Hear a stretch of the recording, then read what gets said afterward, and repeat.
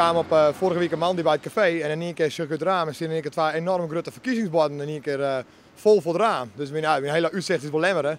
Ja, dus ik denk ja, ik voel het eigenlijk een beetje not done. Dus ik denk ja, dat maakt wel net wel. Ik ben naar Snitstag hier en ik de drukkerij mooi binnenmarkt gelitten en nou ja, ik denk dat is het netjes. Ik denk ik verniel de boel ook net, gewoon mijn elastiekjes vast en dan. Maar heb je er reacties op kregen?